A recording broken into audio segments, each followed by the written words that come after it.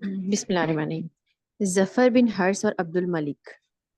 محاصرہ قرقیسہ کا حال اوپر مذکور ہو چکا ہے۔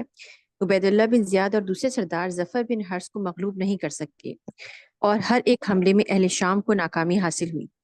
اب جبکہ عبد الملک بن مروان فوج لے کر عراق کی طرف متوجہ ہوا تھا تو اس نے اپنی روانگی سے پیشتر ابان بن عقبہ بن ابی معیط گورنر ہمس کو ایک فوج دے کر آگے روانہ کر دیا تھا کہ قرقیسہ میں پہنچ کر ظفر بن حرث کو مغلوب کرے۔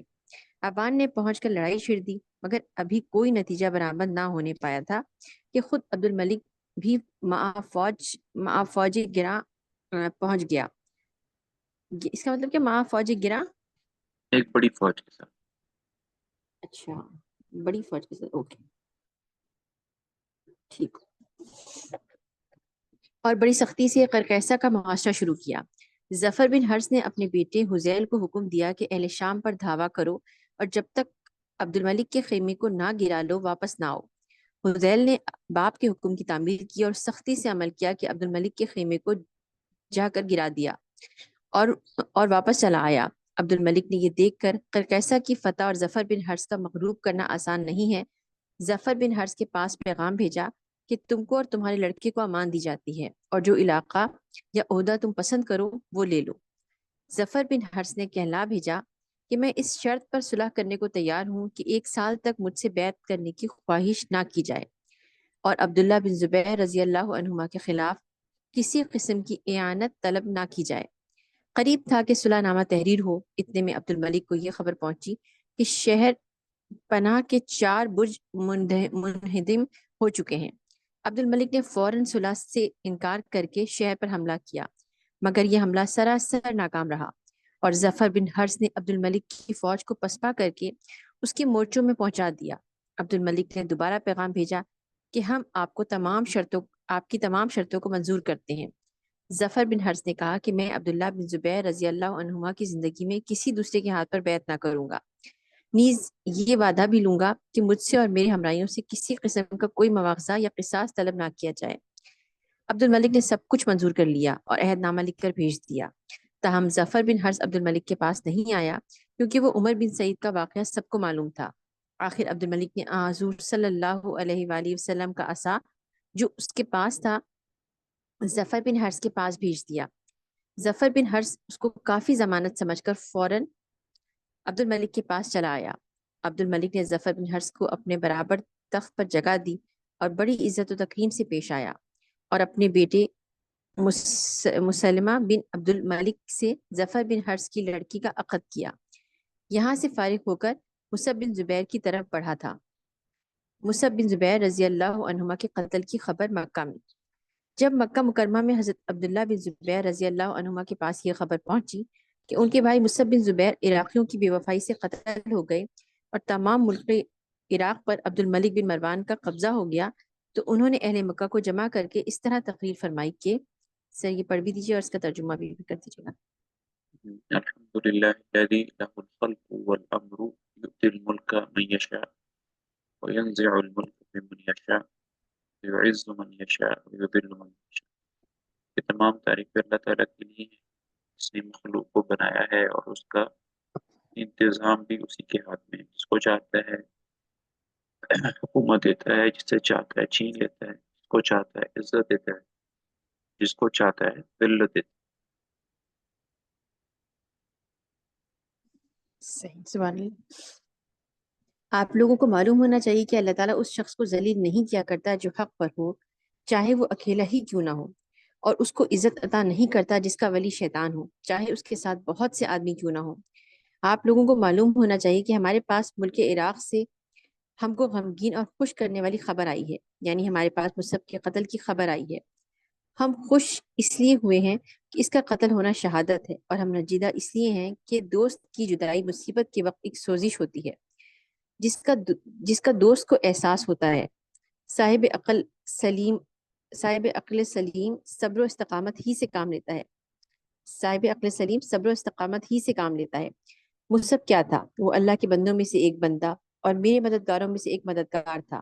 آپ کو معلوم ہونا چاہیے کہ اہل عراق بڑے بے وفا اور منافق ہیں۔ انہوں نے ان منافع کو جو مصعب کے ذریعے ان کو حاصل تھے بڑی ہی کم قیمت پر بیچ ڈالا۔ مصعب اگر قتل ہوا تو اس کے باپ بھائی اور ابن عمر رضی اللہ عنہما بھی تو قتل ہی ہوئے تھے۔ اچھا، اس کے باپ بھائی ابن عمر، اچھا سر یہ یہ کون ہوئے یہ مختلف؟ جی یہ آپ کی کتاب پر ابن عمر رضی اللہ عنہ لکھا ہوا ہے؟ جی جی جی جی یعنی اسی طرح لکھا ہے۔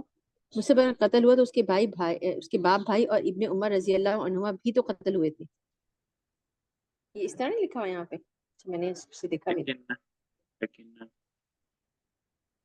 پتہ نہیں اب ابن عمر کون سے ہیں، عبداللہ بن عمر ہیں، پتہ نہیں کون سے، دیکھنا پڑے گا۔ نہیں۔ بابائی اچھا سے مراد ہے ٹھیک ہے۔ کہ بابائی سے مراد یہ ہے کہ باقی جو ہے جیسے حادثہ کربلا ہوا تھا اس کی طرف اشارہ کیا جاتا ہے کہ ان کے ساتھ بھی ویسے ہی دھوکہ ہوا تھا جیسے مصعب کے ساتھ ہوا صحیح، ٹھیک ہے۔ جو نہایت نیک اور صالح تھے، اور اللہ کی قسم ہم اپنے بستروں پر سے اس طرح نہ مریں گے جیسے کہ ابو العاص کی اولاد اپنے بستروں پر مر رہی ہے۔ اللہ کی قسم ان لوگوں میں سے کوئی شخص نہ کبھی جاہلیت میں مارا گیا نہ اسلام میں، اور ہم نیزوں کے زخم کھا کر تلواروں کے نیچے دبا دیا کرتے ہیں۔ اور بھائیوں، آگاہ رہو کہ دنیا اس عظیم الشان شہنشاہ سے ادھار لی گئی ہے، جس کی حکومت ہمیشہ رہے گی اور جس کا ملک کبھی زائل نہ ہوگا۔ بس اگر دنیا ہمارے پاس آئے گی تو ہم اس کو کمینہ اور گمراہ اور رذیل و ناہنجار لوگوں کی طرح نہ لیں گے، اور اگر وہ ہم سے پشت پھیر کر آگے بھاگے گی تو ہم اس پر کمزور و ناتواں اور ضعیف و بے اوسان لوگوں کی طرح نہ روئیں گے۔ بس مجھ کو یہی کہنا ہے، اور میں اپنے اور تمہارے لیے اللہ تعالیٰ سے مغفرت طلب کرتا ہوں۔ عبد الملک اور حضرت عبداللہ بن زبیر رضی اللہ عنہما۔ عبد الملک نے عراق پر قابض و متصرف ہونے کے بعد عروہ بن انیف کو 6,000 آدمیوں کے ساتھ مدینہ منورہ کی طرف روانہ کیا اور حکم دیا کہ مدینہ کے باہر قیام کرنا، جب تک میرا دوسرا حکم نہ پہنچے مدینے میں ہرگز داخل نہ ہونا۔ مدینے میں حرز بن معمر سمہجی حضرت عبداللہ بن زبیر رضی اللہ عنہما کی طرف سے حاکم و عامل مقرر تھے۔ عروہ کے قریب پہنچنے کی خبر سن کر حرز مدینہ سے چل دیے۔ عروہ 1 مہینے تک مدینہ کے باہر مقیم رہا اور بلا کسی چھیڑ چھاڑ کے عبد الملک کے حکم کے موافق دمشق کو واپس گیا، اور حرز بھی مدینہ میں واپس آ گئے۔ حضرت عبداللہ بن زبیر رضی اللہ عنہما نے سلمان بن خالد کو خیبر و فدق کا عامل مقرر فرما کر روانہ کیا۔ عبد الملک بن حرز بن حکم کو 4,000 فوج دے کر روانہ کیا کہ حجاز پر تصرف کرتا ہوا چلا جائے۔ اس نے بادی القریٰ میں پہنچ کر مقام کیا اور وہاں سے ابن قمقام کو ایک دستہ فوج کے ساتھ خیبر کی طرف روانہ کیا کہ سلیمان پر شبخون مارو۔ سلیمان گرفتار ہو کر مقتول ہوا اور ابن قمقام نے خیبر میں قیام کیا۔ حضرت عبداللہ بن زبیر رضی اللہ عنہما نے حجاز پر حملہ آوری کی خبر سن کر حرز بن حاتب کو مدینہ منورہ کی حکومت سے معزول کر کے جابر بن اسود بن عوف ظاہری کو مدینہ منورہ کا عامل مقرر فرمایا۔ جابر نے مدینہ منورہ پہنچ کر ابو بکر بن ابو القیس کو 600 آدمیوں کی جمعیت سے خیبر کی طرف روانہ کیا۔ ابن قمقام اور ابو بکر کی جنگ ہوئی۔ ابن قمقام شکست کھا کر بھاگا اور اس کے ہمراہی کچھ میدان جنگ میں مارے گئے، کچھ فرار ہو کر اپنی جان سلامت لے گئے۔ عبد الملک بن مروان کو یہ خبر پہنچی تو اس نے طارق بن عمر کو حجاز کی مہم کا افسر بنا کر روانہ کیا اور حکم دیا کہ وادی القریٰ اور ایلا کے درمیان قیام کر کے جہاں تک ممکن ہو ابن زبیر رضی اللہ عنہما کے عاملوں کو تصرف سے روکو۔ تصرف یعنی کیا ہوگا سر تصرف سے؟ تصرف ہوتا ہے کہ کسی کام کے اندر بھی مطلب ایکشن وغیرہ لینا، کام سنبھالنا۔ اچھا، سنبھال، ٹھیک ہے۔ اور حجازیوں میں ہمارے خلاف جو تحریک پیدا ہو اس کو کامیاب ہونے اور ایک زبردست دستہ فوج خیبر کی طرف روانہ کیا۔ وہاں جنگ ہوئی اور ابو بکر ابن ابو قیس مع 200 ہمراہیوں کی میدان جنگ میں مقتول ہوا۔ طارق نے خیبر میں جا کر قیام کیا۔ جابر بن اسود نے یہ خبر سن کر مدینہ منورہ سے 2,000 آدمیوں کا ایک لشکر طارق سے لڑنے کے لیے خیبر کی طرف روانہ کیا۔ خیبر کے قریب دونوں لشکروں میں سخت لڑائی ہوئی۔ طارق نے فتح پائی اور میدان جنگ کے قیدیوں اور زخمیوں کو قتل کر ڈالا۔ حضرت عبداللہ بن زبیر رضی اللہ عنہما نے جابر بن اسود کو مدینہ منورہ کی حکومت سے معزول کر کے سن 70 ہجری میں طلحہ بن عبداللہ بن عوف معروف بطلحۃ النداء کو مدینہ منورہ کا حاکم مقرر کیا۔ اس کے بعد خیبر کا علاقہ عبد الملک بن مروان کی حکومت میں شامل رہا اور طلحہ بن عبداللہ مدینہ منورہ میں حضرت عبداللہ بن زبیر رضی اللہ عنہما کی طرف سے مدینہ میں حکومت کرتا رہا۔ 2 برس تک طرفین میں کوئی قابل تذکرہ مارکہ آرائی نہیں ہوئی اور عبد الملک کی توجہ عراق اور ایران کی طرف مبذول رہی۔ اچھا، محاصرہ اب مکہ۔ یہاں پر تھوڑا سا چیزوں کو آپس میں کنیکٹ کرنے جی کے لیے کہ دو بڑے جو آ، دو بڑی جگہیں ہیں، ایک شام ہے اور ایک عراق ہے۔ ان دونوں کی جو حکومت ہے وہ عبد الملک بن مروان کے پاس آ گئی، اور حجاز کا ایک چھوٹا سا حصہ جو کہ مکہ، مدینہ، طائف کہہ لیں، خیبر کہہ لیں، یہ حضرت عبداللہ بن زبیر رضی اللہ عنہ کے پاس رہ گیا ہے۔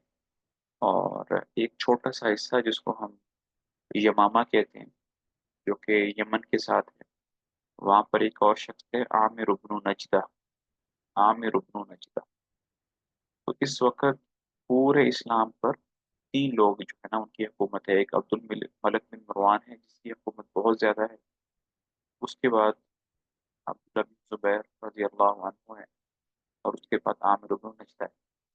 تو ابھی عبد الملک بن مروان جو ہے وہ حضرت عبداللہ بن زبیر سے وہ چھوٹا سا جو حصہ ہے حجاز کا، اس کو بھی چھیننے کی کوشش کر رہا ہے۔ جس طرح عراق اور شام میری حکومت میں آ گئے، اس طرح حجاز بھی آ گئے۔ تو یہ ساری کی ساری جو اسٹرگل ہے، کوششیں ہیں، مارکے ہیں، یہ اسی کا حصہ ہیں۔ جی، محاصرہ مکہ۔ محاصرہ مکہ۔ عبد الملک بن مروان نے سرداران شام کو مکہ مکرمہ پر حملہ کرنے کے لیے آمادہ کرنا چاہا، مگر سب نے حضرت عبداللہ بن زبیر رضی اللہ عنہما کے مقابلے پر جانے اور خانہ کعبہ کو رزم گاہ بنانے سے انکار کر دیا۔ رزم عزم کا مطلب رزم لڑائی کی جگہ۔ اچھا، لڑائی کی جگہ، ٹھیک ہے۔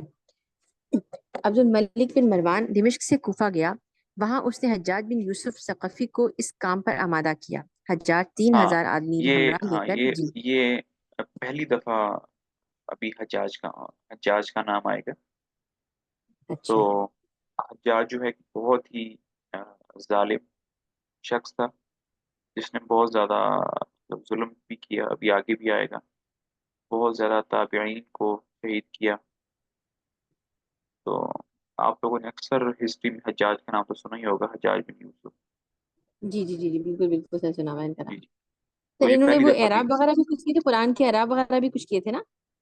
ابھی انہی آئے کے گا، دور میں ہاں۔ ان کے کچھ بارے آئے میں گا نا وہ؟ ان کے بارے میں مشہور ہیں۔ جی تو ابھی پہلی دفعہ اس کا نام آ رہا ہے۔ تو یہ کوفہ کا گورنر تھا عبد الملک بن مروان کی طرف سے۔ اچھا اور آپ لوگوں کو اس کے نام کے آگے ایک لفظ نظر آ رہا ہوگا، ثقفی۔ جی، ثقفی جو ہے یہ ایک قبیلہ ہے جو کہ طائف میں ہوتا تھا، تو یہ اسی کی قبیلے سے اس کا تعلق۔ صحیح جی اور صحیح۔ محمد بن قاسم کو ہندوستان میں بھیجا گیا تھا۔ آپ لوگوں نے محمد بن قاسم کا نام بھی سنا ہوگا۔ جی جی جی جی، ہاں جی، بالکل بالکل اسی قبیلے سے وہ تھے۔ وہ اسی کا بھتیجا تھا۔ ٹھیک ہے۔ اچھا، جب اس کو پتہ چلیے ہے میری یاد میں، اچھا ٹھیک ہے۔ ہاں، ابھی آگے اس کا ابھی حجاج بن یوسف کا ہی تذکرہ چلے گا آگے، کیونکہ اب اس کی کافی زیادہ آگے شہرت ہونے والی ہے۔ تو چلیں۔ اچھا صحیح صحیح صحیح، ٹھیک ہے۔ اچھا، وہاں اس نے حجاج بن یوسف ثقفی کو اس کام پر آمادہ کیا۔ حجاج 3000 آدمی ہمراہ لے کر جمادی الاول سن 72 ہجری میں کوفہ سے روانہ ہوا اور مدینہ منورہ کو چھوڑتا ہوا عبد الملک کی ہدایت کے موافق طائف میں پہنچ کر قیام کیا۔ یہاں سے وہ اپنے سواروں کو عرفہ کی طرف روزانہ روانہ کرتا اور عبداللہ بن زبیر رضی اللہ عنہما کے سواروں سے لڑ بھیڑ کر واپس آ جاتے۔ کئی مہینے اسی حالت میں گزر گئے تو حجاج نے عبد الملک کو لکھا کہ میری امداد کے لیے کچھ فوج اور بھیجی جائے، نیز مجھ کو اجازت دی جائے کہ آگے بڑھ کر مکہ کا محاصرہ کر لوں۔ عبداللہ نے حجاج کی درخواست کو منظور کر کے 5000 آدمی کی امداد کے لیے اور روانہ کر دیا، اور طارق کو لکھا کہ مدینہ منورہ پر حملہ کرو اور مدینہ سے فارغ ہو کر مکہ کی طرف جاؤ اور حجاج کی مدد کرو۔ حجاج نے ماہ رمضان المبارک میں مکہ مکرمہ کا محاصرہ کر لیا اور کوہ ابو قبیس پر منجنیق لگا کر سنگ باری شروع کر دی۔ اہل مکہ کے لیے یہ رمضان کا مہینہ اس سنگ باری کے عالم میں بڑی مصیبت کا مہینہ تھا۔ لوگ محاصرے کی شدت سے تنگ آ کر مکہ سے نکل نکل کر بھاگنا شروع ہو گئے۔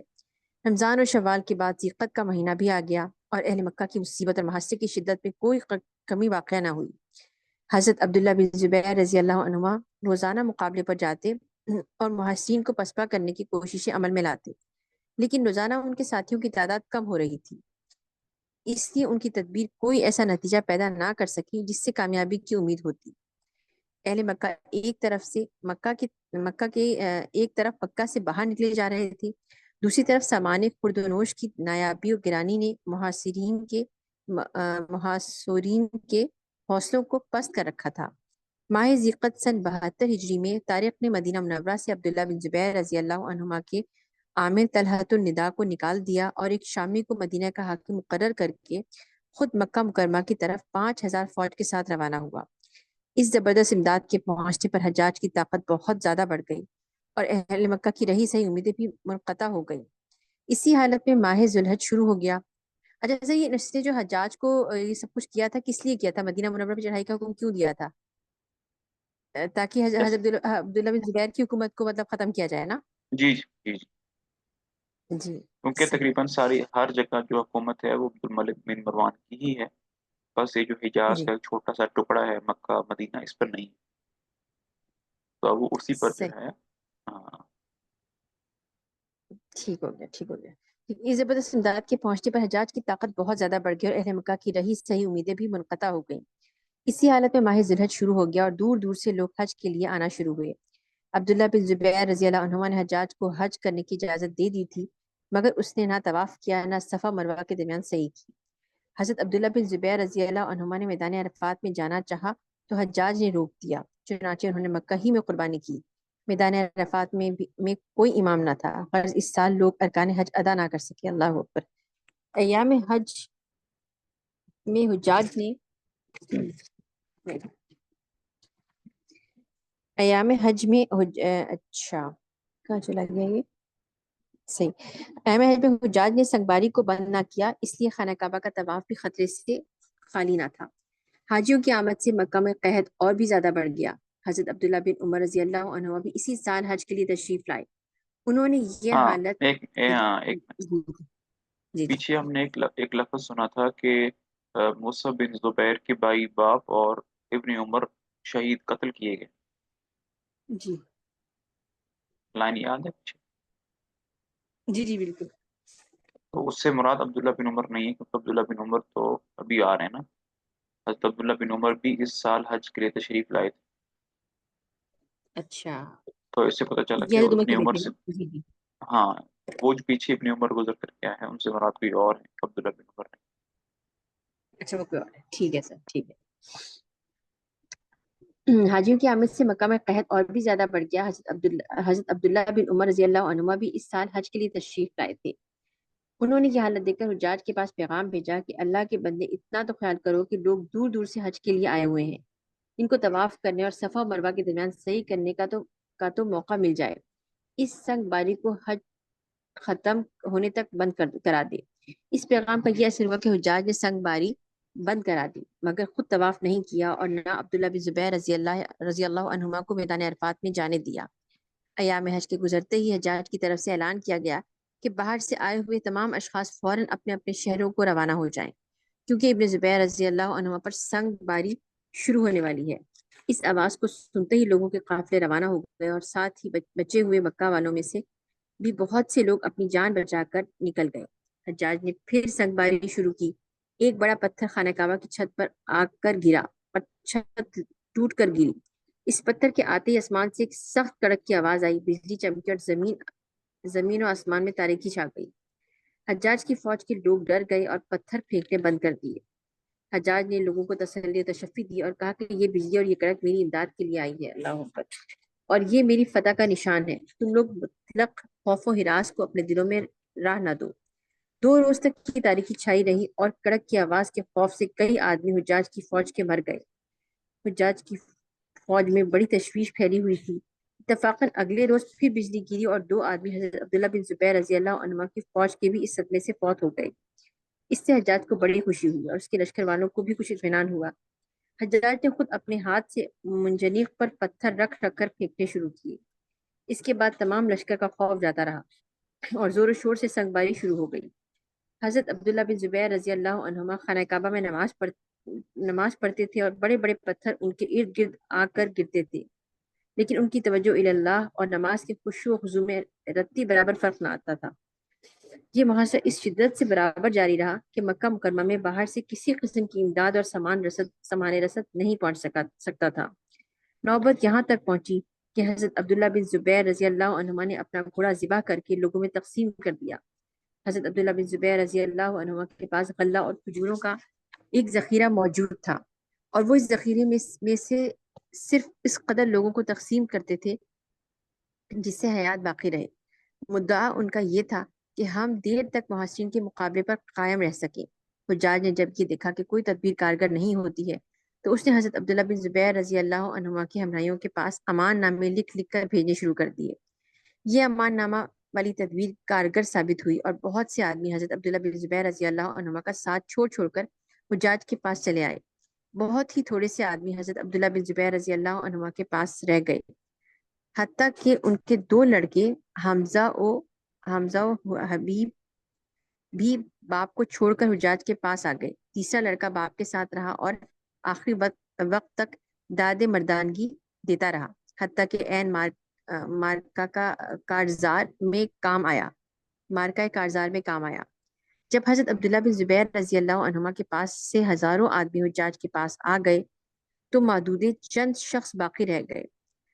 تو حجاج نے اپنے لشکر کو ایک جگہ جمع کر کے اس طرح تقریر کی کہ تم لوگ عبداللہ بن زبیر رضی اللہ عنہ کی طاقت کا اندازہ کر چکے ہو۔ ان کے ہمراہی اس قدر تھوڑے ہیں کہ اگر تم میں سے ہر شخص ان پر ایک ایک مٹھی بھر کنکری پھینکے تو وہ سب کے سب مر جائیں گے۔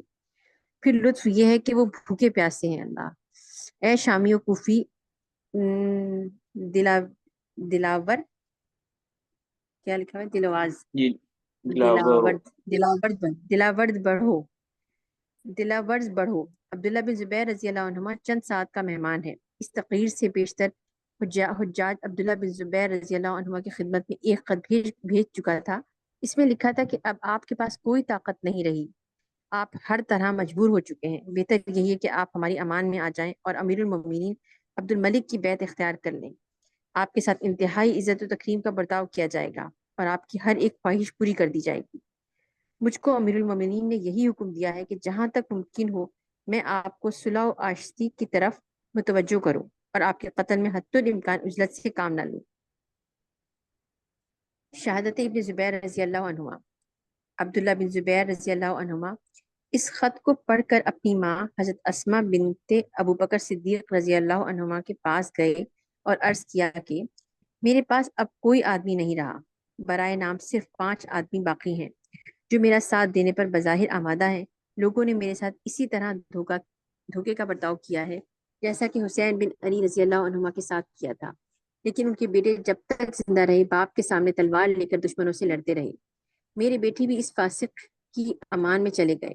اب حجاج کہتا ہے کہ تم بھی امان میں آ جاؤ اور جو کچھ مانگو ہم دینے کو تیار ہیں، بس میں آپ کی خدمت میں حاضر ہوا ہوں کہ آپ کیا حکم دیتی ہیں۔ حضرت اسماء رضی اللہ عنہما نے جواب دیا کہ تم اپنے معاملے کو مجھ سے بہتر سمجھتے ہو، اگر تم حق پر ہو اور حق کی طرف لوگوں کو بلاتے ہو تو اس کام میں برابر مصروف رہو۔ تمہارے ساتھی بھی راہ حق میں شہید ہوئے اور تم بھی اسی راہ پر گامزن رہ کر شہادت حاصل کرو۔ اگر تم نے دنیا حاصل کرنے کا قصد کیا تھا تو تم بہت ہی نالائق آدمی ہو، تم خود بھی ہلاکت میں پڑے اور تم نے اپنے ہمراہیوں کو بھی ہلاکت میں ڈالا۔ میری رائے یہ ہے کہ تم اپنے آپ کو بنو امیہ کے حوالے نہ کرو، موت اپنے وقت پر ضرور آ جائے گی۔ تم کو مردوں کی طرح جینا اور مردوں کی طرح مرنا چاہیے۔ تمہارا یہ کہنا کہ میں حق پر تھا، لوگوں نے مجھ کو دھوکہ دے کر کمزور کر دیا، ایک ایسی شکایت ہے جو نیک آدمی کی زبان پر نہیں آیا کرتی۔ عبداللہ بن زبیر رضی اللہ عنہما نے کہا کہ مجھ کو اس بات کا ڈر ہے کہ وہ لوگ قتل کرنے کے بعد مجھ کو مسلح کریں گے اور سلیب پر لٹکائیں گے۔ حضرت اسماء رضی اللہ عنہما نے جواب دیا کہ بیٹا، جب بکری ذبح کر ڈالی جاتی ہے تو پھر اس کی کیا پرواہ ہو سکتی ہے کہ اس کی کھال کھینچی جاتی ہے؟ تم جو کچھ کر رہے ہو بصیرت کے ساتھ کیے جاؤ اور اللہ سے امداد طلب کرتے رہو۔ حضرت عبداللہ بن زبیر رضی اللہ عنہما نے ماں کے سر کا بوسہ لیا اور عرض کیا کہ میری بھی یہی رائے تھی، جو اپنی رائے آپ نے ظاہر فرمائی۔ مجھ کو دنیا کی خواہش اور حکومت کی تمنا بالکل نہ تھی۔ میں نے اس کام کو صرف اس لیے اختیار کیا کہ اللہ تعالیٰ کے احکام کی پابندی نہیں کی تھی اور ممنوعات سے لوگ بچتے نہ تھے۔ جب تک میرا دم میں دم ہے میں حق کے لیے لڑتا رہوں گا۔ میں نے آپ سے مشورہ لینا ضروری سمجھا اور آپ کی باتوں نے میری بصیرت کو کچھ اور بڑھا دیا۔ اور اماں جان، میں آج ضرور مارا جاؤں گا، تم زیادہ مغمور نہ ہونا، تم مجھ کو اللہ تعالیٰ کے سپرد کر دو۔ میں نے کبھی کسی ناجائز کام کا قصد نہیں کیا اور نہ کسی سے بدعہدی کی، نہ کسی پر ظلم کیا، نہ ظالم کا معاون بنا، حتی الامکان اللہ تعالیٰ کی مرضی کے خلاف کوئی کام نہیں کیا۔ الہی، میں نے یہ باتیں فخر کی راہ سے نہیں کی بلکہ صرف اس لیے کہ میری ماں کو تسکین خاطر حاصل ہو۔ حضرت اسماء رضی اللہ عنہما بولی، مجھ کو امید ہے کہ اللہ تعالیٰ تم کو اس کا اجر عطا فرمائیں گے۔ تم اللہ کا نام لے کر دشمنوں پر حملہ کرو۔ بیٹے کو رخصت کرتے وقت حضرت اسماء رضی اللہ عنہما نے گلے سے لگایا تو ہاتھ زرہ پر پڑا۔ پوچھا، تم نے یہ زرہ کس ارادے سے پہن رکھی ہے؟ کہا، صرف اطمینان اور مضبوطی کی غرض سے۔ اسماء رضی اللہ عنہما نے کہا، اس کو اتار دو اور معمولی کپڑے پہنے ہوئے دشمنوں سے لڑو۔ حضرت ابن زبیر رضی اللہ عنہما نے وہیں زرہ اتار کر پھینک دی۔ قمیص کے دامن اٹھا کر کمر سے باندھے، دونوں آستینیں اوپر چڑھائیں اور گھر سے باہر نکل آئے اور اپنے ساتھیوں سے کہا کہ اے آل زبیر، تم تلوار کی جھنکار سے خوفزدہ نہ ہونا، کیونکہ زخم میں دوا لگانے کی تکلیف زیادہ ہوتی ہے مقابلہ اس تکلیف کے جو زخم کے پیدا ہونے سے ہوتی ہے۔ تم لوگ اپنی اپنی تلواریں تول لو، جس طرح اپنے چہرے کو بچاتے ہو اسی طرح ان کو بھی خون ناحق سے بچاؤ۔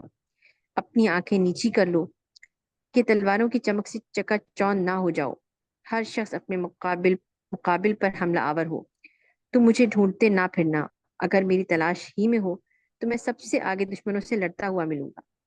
یہ کہہ کر شامیوں پر ایک سخت حملہ کیا، صفوں کو چیرتے، لوگوں کو مارتے اور گراتے ہوئے شامیوں کی پچھلی صفوں تک پہنچ گئے اور پھر اسی طرح لشکر شام کے سمندر میں تیرتے ہوئے واپس آ گئے۔ حجاج ہر چند لوگوں کو ترغیب دے رہا تھا کہ کوئی شخص عبداللہ بن زبیر رضی اللہ عنہما کے مقابل ہونے کی جرت نہ کرتا تھا۔ آخر حجاج نے خود پیدل فوج لے کر حضرت عبداللہ بن زبیر رضی اللہ عنہما کے علمبردار کو گھیر لیا۔ حضرت عبداللہ بن زبیر رضی اللہ عنہما نے فوراً حملہ کر کے اپنے علمبردار کو دشمنوں کے نغے سے نکالا اور حجاج کو پیچھے ہٹا دیا۔ واپس آ کر مقام ابراہیم پر 2 رکعت نماز ادا کی۔ حجاج نے پھر حملہ کیا اور باب بنو شیبہ پر حضرت عبداللہ بن زبیر رضی اللہ عنہما کا علمبردار مارا گیا۔ مسجد حرام کے کل دروازوں پر شامی ڈٹے ہوئے تھے۔ مکہ مکرمہ کی بھی انہوں نے ناکہ بندی کر لی تھی۔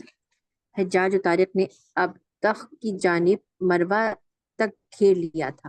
ابن زبیر رضی اللہ عنہ کبھی ایک طرف کبھی دوسری طرف حملہ کر رہے تھے۔ نماز سے فارغ ہو کر پھر لڑنے لگے تھے۔ باب صفا کی طرف آپ نے حملہ کیا اور شامیوں کو ہٹاتے ہوئے دور تک لے گئے۔ کوہ صفا کے اوپر سے ایک شخص نے تیر مارا جو پیشانی پر لگا، خون بہنے لگا۔